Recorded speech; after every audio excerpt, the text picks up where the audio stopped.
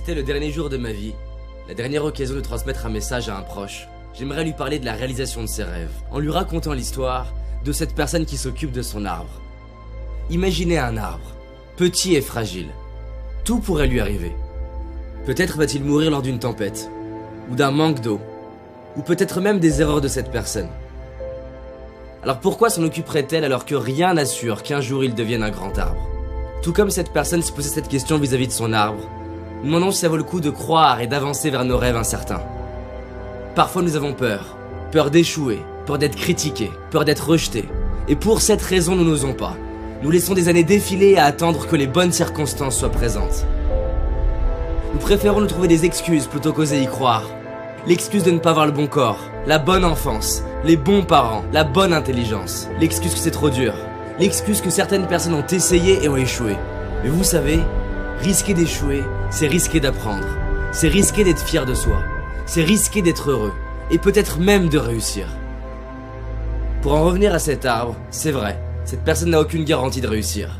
En revanche, si elle écrase elle-même son arbre, l'histoire est finie. Elle a la garantie de ne pas y arriver. Si on écrase nous-mêmes nos rêves, il n'y a plus aucune chance de les réaliser. En y croyant et en osant, je ne peux pas vous dire que vous réussirez. En arrêtant d'y croire, je peux vous garantir que vous échouerez. Alors pourquoi ne pas tenter? Je sais qu'il existe une petite voix à l'intérieur de vous qui vous murmure que vous pouvez le faire.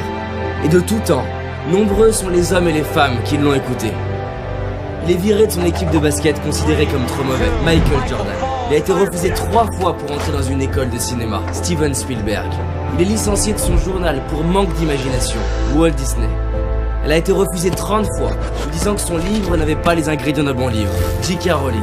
Ses professeurs de chant lui ont déconseillé de chanter, lui disant qu'il n'avait ni la taille, ni la voix, ni la culture, Charles Aznavour. Mon propos n'est pas de dire que parce qu'ils y ont cru, ils y sont arrivés, mais que s'ils avaient écrasé leurs rêves, on ne connaîtrait même pas leur nom.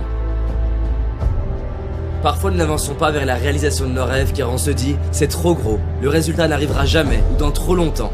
Mais se dire ça, c'est oublier les cadeaux quotidiens, les récompenses de chaque preuve de courage. Le but d'un rêve n'est pas seulement d'être réalisé, mais de nous réaliser. On peut perdre notre argent, notre métier, ce que l'on possède, mais pas la personne que l'on est devenu. Combien ça vaut d'être devenu la personne que vous êtes aujourd'hui? Combien ça vaut de pouvoir devenir la personne que vous méritez d'être demain? Une étude m'a bousculé, celle menée par Bronnie Ware dans un hôpital australien auprès de personnes qui approchaient la fin de leur vie. Et beaucoup d'entre eux avaient des regrets.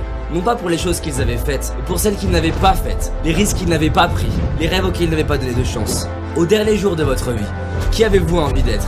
La personne qui a écrasé son arbre par peur d'échouer? Ou celle qui n'a peut-être pas réussi, mais qui devant son miroir ou ses enfants, droit dans les yeux, avec des larmes de gratitude dit « Je suis fier de moi ». Lorsqu'on dit oui à nos rêves, on inspire ceux qu'on aime à donner une chance à leurs propres rêves.